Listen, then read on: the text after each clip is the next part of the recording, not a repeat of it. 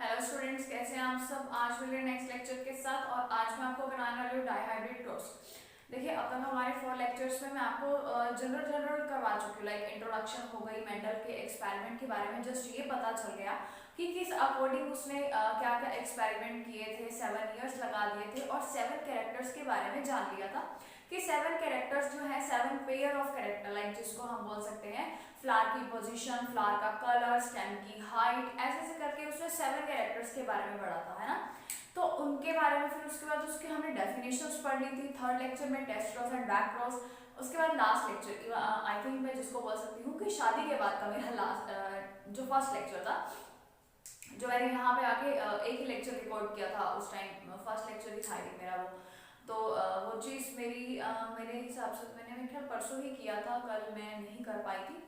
तो वो मेरा जो था आपके पास पहुंचा होगा, मोनोहाइब्रिड क्रॉस वाला। डाइहाइब्रिड क्रॉस वाला शुरू करने वाली हूँ। देखिए, मैं आपको ऑलरेडी बता चुकी हूँ कि जो गैप आया था वो उसका रीज़न था, मतलब रीज़न आपको दिख रहा है ऑब्वियसली, बहुत चेंजेस होंगे, है ना। बट वर्ड जो था कि आपको पहले के 3 लेक्चर्स पहले के मेरे थे, शादी से पहले के थे, मैंने वो शुरू बस इसलिए नहीं किए थे मेरे पास, बट मैंने ये शो नहीं किया था कि मेरे पास बने हुए पड़े हुए हैं, सिर्फ इसलिए कि अगर मैं वो पहले भेज देती तो बहुत सारा गैप के बाद आता था, तो मुझे test cross, back cross, dominant, recessive, genotype, phenotype, ये सब होता क्या है मुझे फिर से रिपीट करना पड़ जाता। सो मैं थोड़ा सा अपना लेके चली थी कि मुझे वो बैकअप सा कि बार बार एक ही चीज़ नहीं एक्सप्लेन करनी पड़ेगी। 3 लेक्चर थे, वैसे भी बहुत ज़्यादा था नहीं, तो बार बार क्या करना उसको। चलिए, डाइहाइब्रिड क्रॉस करते हैं। आई होप आप सबने मोनोहाइब्रिड और डाइहाइब्रिड क्रॉस की डेफिनेशन बुक में देख ली होगी। आई रियली होप कि आप सबने ये कर लिया होगा कि उनकी डेफिनेशंस अच्छे से देख ली होगी, और उनकी जो डेफिनेशंस हैं मेंडल फर्स्ट एक्सपेरिमेंट। एक और बात मैं बता दूं कि जो मोनोहाइब्रिड क्रॉस था उसका क्वेश्चन 3 नाम से बन सकता है। 3 नाम से कौन कौन से? एक तो हमने ये पढ़ लिया था कि उसका नाम है monohybrid cross, exactly monohybrid cross. एक होता है वो मेंडल का फर्स्ट एक्सपेरिमेंट, ये भी बोल देते हैं मेंडल्स फर्स्ट एक्सपेरिमेंट, ठीक है, वहीं पे लिखा हो सकता। एंड एक इसका नाम होता है लॉ ऑफ सेग्रीगेशन, क्योंकि हम इसमें क्या कर सकते हैं, सेग्रीगेट कर सकते हैं गैमीट्स को।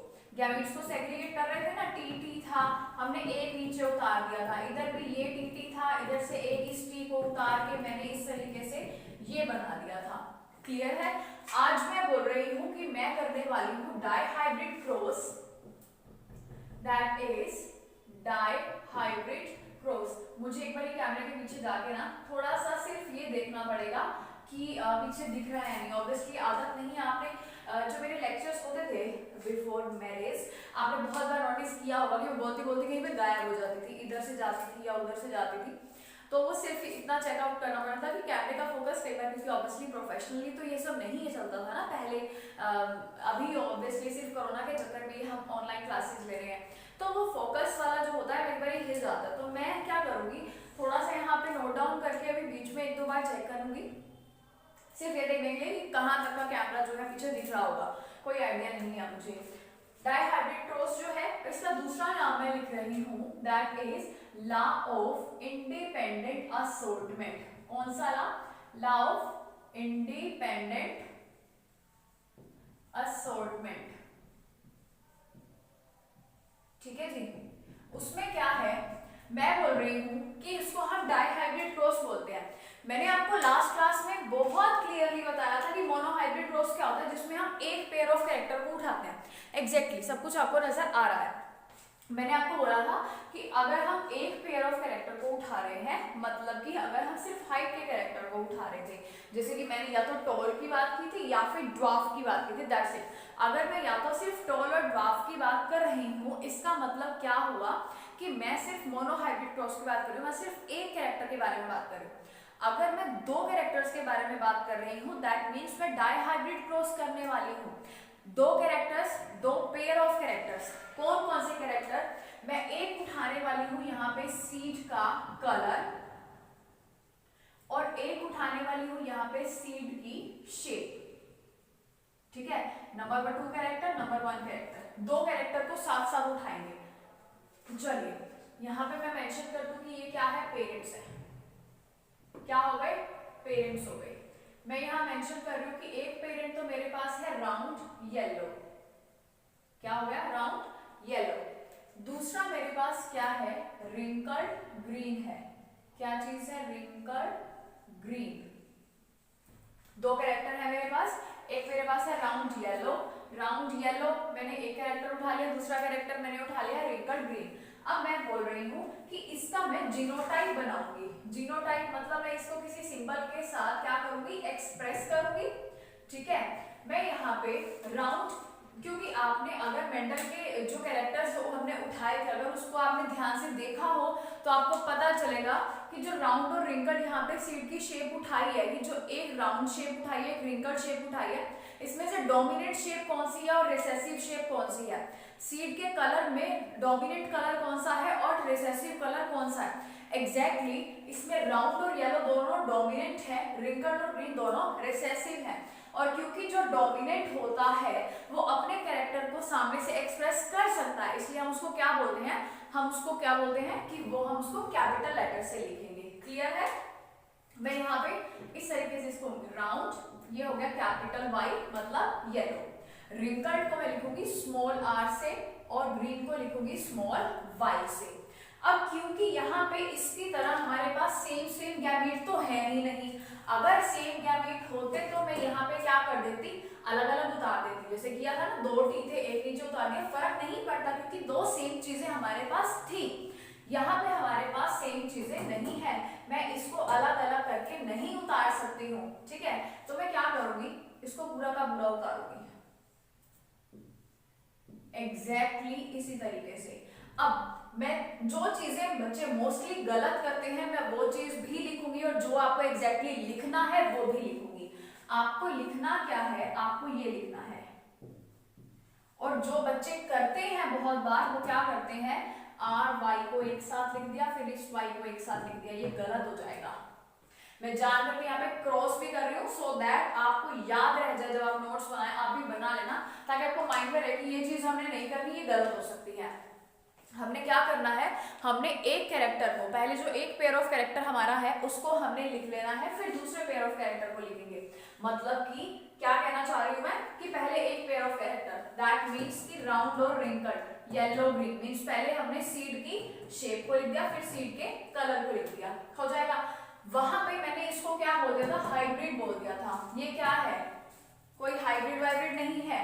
अब बात क्या आ जाती है कि इस एरिया को हम क्या लिख देंगे, क्रॉसिंग या सेल्फिंग। देखो बच्चों, मैं आपको एक बात पहले भी बता चुकी हूँ कि अगर आप इस तरीके से इसको करेंगे कि मतलब आप सोचें कि ये नहीं लिखें, डेफिनेशन नहीं लिखें, सिर्फ ये क्रॉस बना दें और आके कहें कि हमारा पेपर अच्छे से हो गया, हमने वो क्वेश्चन पूरी तरह से अटेम्प्ट किया था, तो देखिए वो नहीं होगा।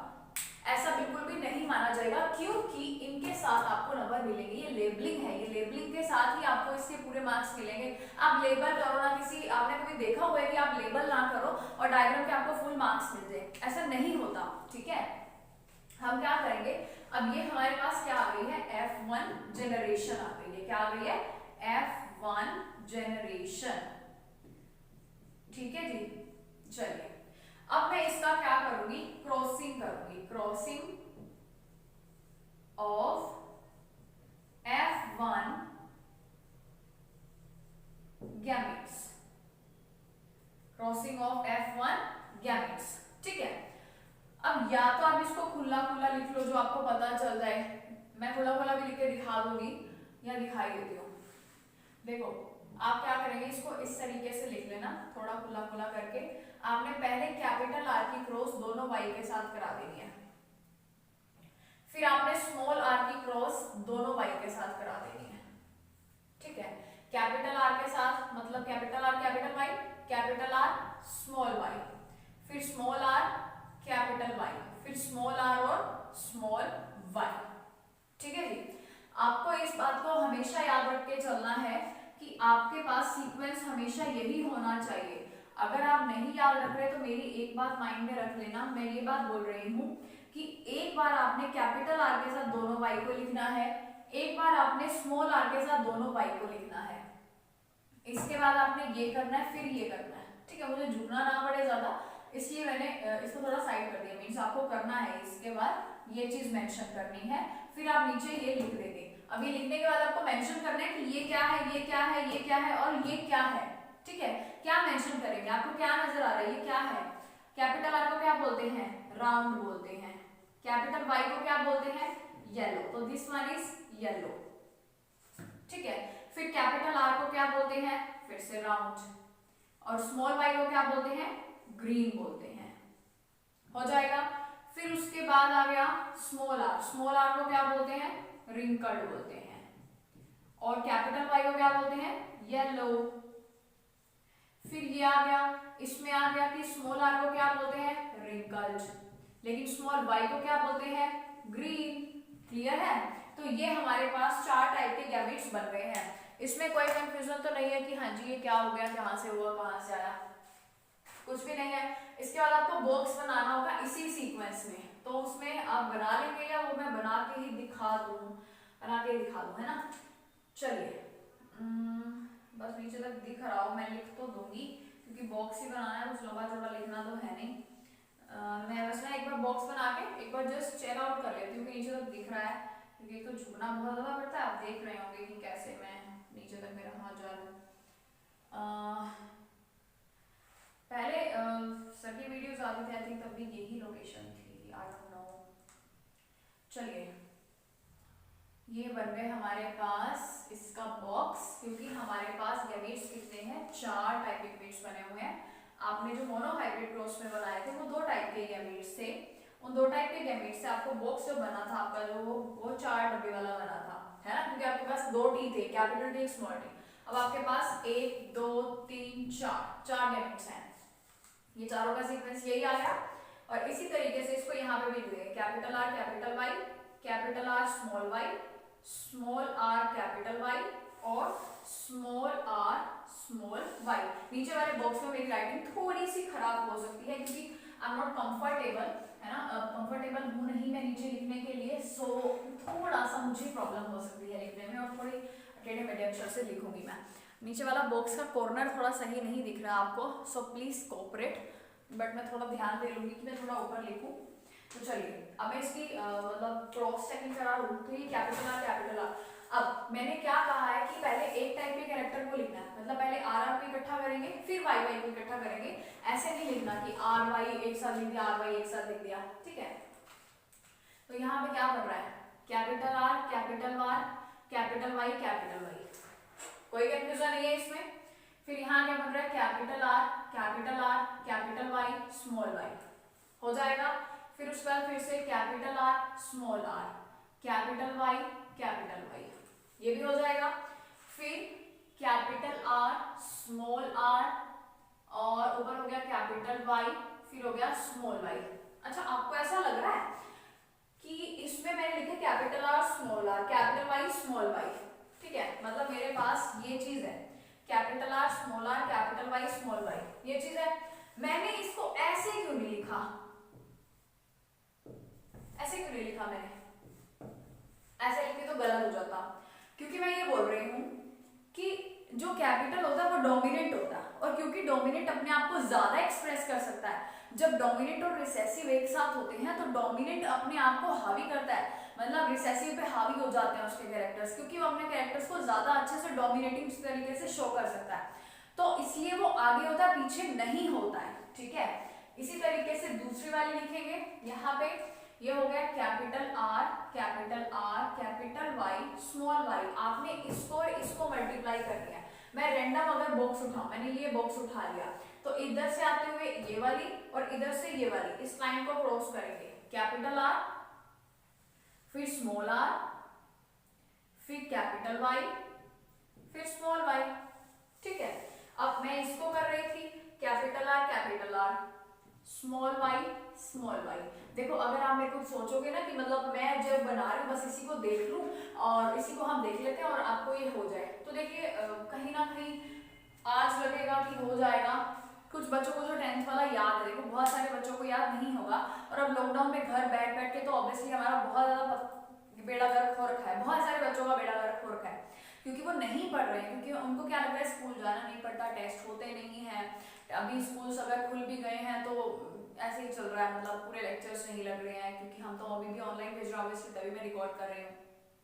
तो जो बच्चे ढंग से नहीं पढ़ रहे हैं उनके लिए ये बात कर रही हूँ, जो नहीं पढ़ते हैं तो उनके लिए है कि 10th क्लास वाला आपको अगर नहीं भी याद है और अभी आप ध्यान से नहीं देंगे, अगर आपको कोई भी कंफ्यूजन आ रही है तो आपके पास मेरा कॉन्टेक्ट नंबर मोस्टली सब बच्चों के पास है ही, आप मुझसे क्लियर कर सकते हैं अपने डाउट, ठीक है। तो यहाँ पे मैं लिख रही हूँ कैपिटल आर, फिर यहाँ पे आ जाएगा स्मॉल आर, फिर यहाँ आ जाएगा capital Y and then small Y, clear है। फिर कैपिटल आर स्मॉल आर, फिर उसके बाद यहाँ पे हो गए स्मॉल वाई, कोई कंफ्यूजन नहीं है। यहाँ हो गया capital R small R capital Y, इसका भी साथ साथ कर दें, capital R capital Y small Y, ठीक है। फिर उसके साथ उसका करेंगे, क्या बन रहा है कैपिटल आर स्मॉल वाई, ठीक है। फिर नीचे क्या बन रहा है small R capital Y small Y, फिर यहाँ बन रहा है small R capital Y small Y, clear है। फिर नीचे बन रहा है small R capital Y small Y, capital Y ये रहा, ठीक है। और यहाँ सारे small R small Y small, ठीक है, सब कुछ स्मॉल। अब यहाँ तक कहानी खत्म नहीं हो जाती, हमने क्या करना है इसको मेंशन करना है कि क्या क्या चीजें हैं, ठीक है। जैसे कि अब यहाँ पे सीधा सीधा दिख रहा है दोनों आर है दोनों वाई, दोनों क्या है डोमिनेंट, कैरेक्टर कौन सा हुआ ये राउंड येलो, ठीक है। यहाँ पे अब दोनों आर को दिख रहे हैं, ऐसे चल लेती हूँ एक ही बार में झूमूंगी फिर, ठीक है। दोनों आर है तो कोई कंफ्यूज, दोनों आर बड़े हैं तो कोई कंफ्यूजन नहीं है, राउंड तो आ ही गया। अब दोनों वाई अलग अलग है तो हम किसको प्रेफरेंस देंगे डोमिनेंट को, यहाँ पे क्या आ जाएगा येलो। यहाँ पे दो और दोनों अलग अलग है, प्रेफरेंस किसको देनी है डोमिनेंट को देनी है, तो हम डोमिनेंट वाले को क्या लिखेंगे राउंड। दोनों वाई कैपिटल है, सोचने की जरूरत नहीं है, क्या आएगी फिर से राउंड येलो। अब लग रहा है कि भाई ये तो सारे ही सेम बनते जा रहे हैं, राउंड येलो बन रहा है। यहाँ पे फिर से डोमिनेंट को प्रेफर दें, राउंड और येलो ही बन रहा है, ठीक है।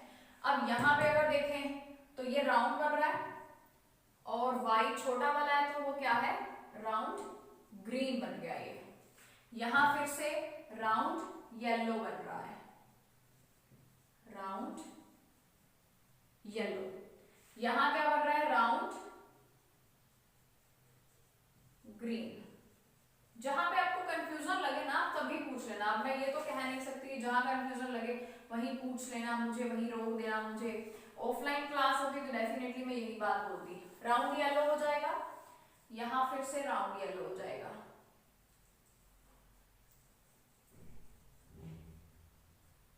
यहाँ फिर से क्या हो जाएगा राउंड येलो। यहाँ क्या हो जाएगा रिंकल्ड येलो,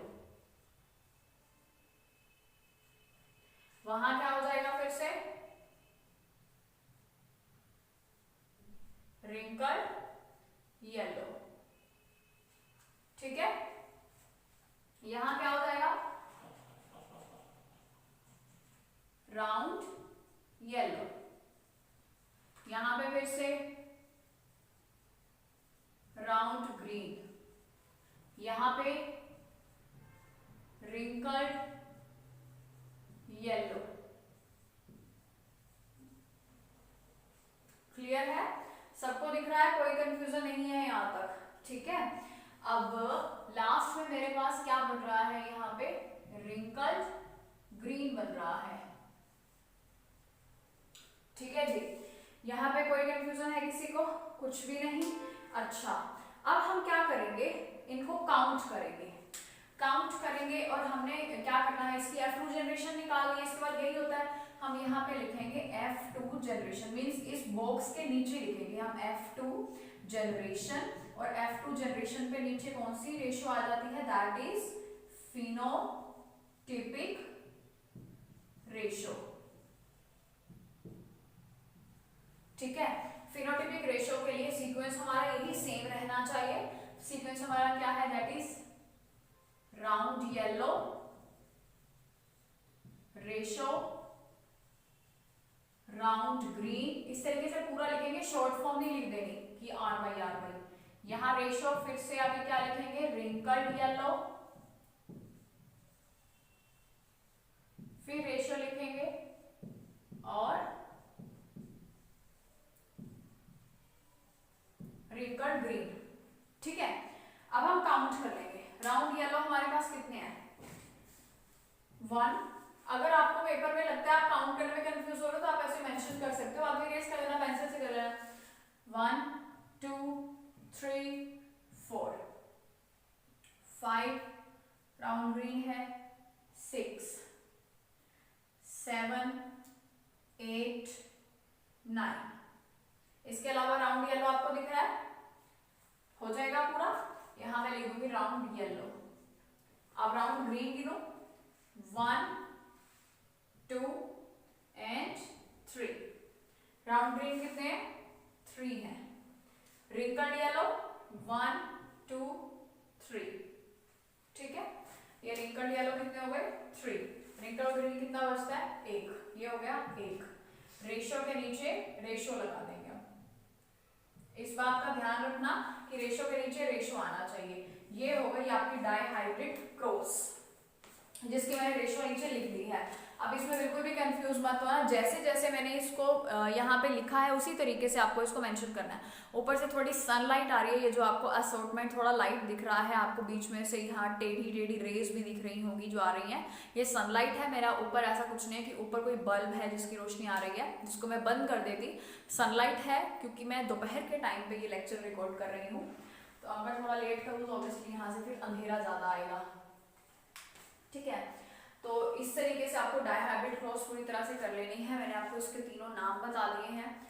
डाइहाइब्रिड क्रॉस सबसे पहले आपको पेरेंट्स शो करने हैं, फिर इसका जीनोटाइप शो करेंगे, आपने इसकी क्रॉसिंग करानी है। आपको एक बात बताऊं, इसका नाम लॉ ऑफ सेग्रीगेशन, इसका नाम इंडिपेंडेंट असॉर्टमेंट। आपको कहानी थोड़ी बहुत समझ में आ गई होगी कि ये इंडिपेंडेंट गैमेट्स हैं, बिल्कुल इंडिपेंडेंट है, अलग अलग बिल्कुल भी नहीं हो सकते।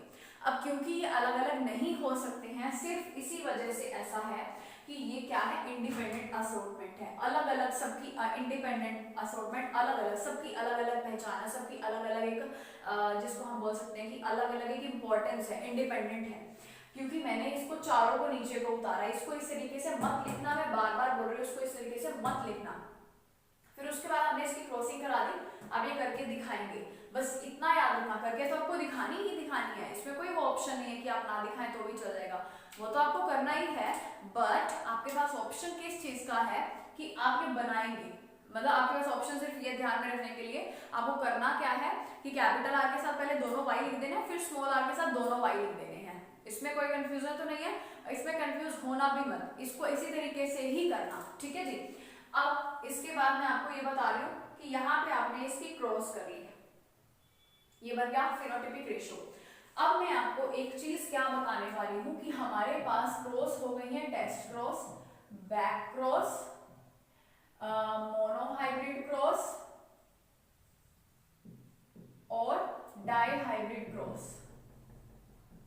ठीक है, मैं अपनी तरफ से पूरी कोशिश करूंगी कि मेरा जो कल का लेक्चर होगा वो इन चारों के क्वेश्चंस प्रैक्टिस पे होगा कि चारों के क्वेश्चंस की फॉर्म किस तरीके से रहेगी। ठीक है, अगर मेरा क्वेश्चंस पे ना मींस इन केस ऐसा हुआ कि मतलब मैं क्वेश्चंस जो है आपके लिए देख ही नहीं पाई, तो वो क्वेश्चंस क्या होंगे, जैसे कि अगर मेरे पास test cross, back cross, monohybrid cross और डाइहाइब्रिड क्रॉस के लिए नहीं हो पाए तो फिर मैं क्या करूंगी, इनकम्प्लीट डोमिनेंस और एक कंप्लीट डोमिनेंस। इनकम्प्लीट और कंप्लीट डोमिनेंस को मैं कल पूरा करूंगी, बट मैं क्या करूंगी पहले आपको ट्राई मेरी यही रहेगी कि मैं चारों के अलग अलग क्वेश्चंस मेरे पास हों। आपको ना, क्योंकि मैं पहले ही क्लियर कर चुकी हूँ कि ये जो test cross, back cross, monohybrid cross, dihybrid cross है, चाहे आगे प्लायोट्रोपी आएगा, इनकम्प्लीट डोमिनेंस आएगा, कंप्लीट डोमिनेंस आएगा, इनके डायरेक्ट क्वेश्चन जैसे कि मैं अभी पढ़ा रही हूँ, डायरेक्ट क्वेश्चन आने की पॉसिबिलिटी जो है वो बहुत कम होगी। ऐसा नहीं होगा कि सीधा आपको पूछ लिया जाएगा कि हाँ जी टेस्ट क्रॉस एक्सप्लेन कर दो। मैं अभी आपको सिर्फ बोर्ड पे इसका कंसेप्ट बता रही हूँ कि ये टेस्ट क्रॉस ऐसे करते हैं, बैक क्रॉस ऐसे करते हैं, इनके क्वेश्चन इतने सिंपल नहीं होने वाले। हाँ, क्योंकि लॉकडाउन था पूरा साल, अगर वो एग्जामिनर ये सोच ले कि आपका टेस्ट जो है, आपका पेपर जो है इजी बनाना है, तो बेशक ये हो सकता है कि वो सीधा क्वेश्चन डाल दे कि हाँ जी डाइहाइब्रिड क्रॉस या लॉ ऑफ इंडिपेंडेंट असॉर्टमेंट जो है वो क्लियरली एक्सप्लेन कर दो। लेकिन इस पे क्वेश्चंस आने की प्रोबेबिलिटी जो होती है वो बहुत घुमा फिरा के होती है, और वो घुमा फिरा के क्या होती है, मैं क्या कहना चाह रही हूँ, मैं कल की क्लास में मेरी पूरी ट्राई रहेगी कि मैं चारों के आपको क्वेश्चन शो करूँ, ठीक है जी। तो चलिए इसको आप पूरी तरह से देख लेना, और अपने नोट्स पे जहां पे भी अपने नोट्स बना रहे हैं उनको जरूर नोट कर लेना, क्योंकि ऐसी वाली क्रॉस जो है एनसीईआरटी में नहीं बनी हुई। मुझे नहीं पता इस टाइम पे कौन सा बच्चा कौन सी बुक को फॉलो कर रहा है ना, अगर मैं क्लास में होती तो डेफिनेटली मुझे पता होता कि आप कौन सी बुक को फॉलो कर रहे हैं, क्योंकि मैंने अभी तक भी जनवरी आ चुकी है, मैंने आपको अभी तक भी कोई भी बुक रिकमेंड नहीं की है। मैं आपको सिर्फ इतना बोल रही हूँ कि सिर्फ एनसीईआरटी पढ़ लो और ये नोट्स पढ़ लो। तो ये वाली क्रॉस अगर आप नहीं बना रहे हैं, चाहे वो टेस्ट क्रॉस थी, बैक क्रॉस थी, चाहे मैंने सेकंड लेक्चर में आपको जो जीनोटाइप फिनोटाइप इन सब की जो टर्म्स एक्सप्लेन की थी, या फिर जो ये दो क्रॉसेस कल और आज में मैंने करवाई हैं, ये क्रॉसेस एनसीईआरटी में इस तरीके से एक्सप्लेन नहीं की हुई, वहां पे थ्योरेटिकली एक्सप्लेन की हुई है। क्वेश्चंस क्योंकि अलग ही फॉर्म में होते हैं तो थ्योरेटिकली एक्सप्लेन किया हुआ है। इस क्रॉस को बना लेना आपके लिए सिर्फ इसीलिए जरूरी है, मेरा कुछ नहीं जाएगा, बार बार आपको लेक्चर देखने पड़ेंगे, अगर आप क्वेश्चन सॉल्व करेंगे तो वो होंगे नहीं, ठीक है। तो इसको आप अच्छे से नोट कर लेना यहाँ पे, और फिर कल की क्लास में हम क्वेश्चंस प्रैक्टिस कर लेंगे, ठीक है जी। तो चलिए यहाँ पे इस लेक्चर को मैं खत्म कर रही हूँ और कल मिलते हैं नेक्स्ट लेक्चर के साथ।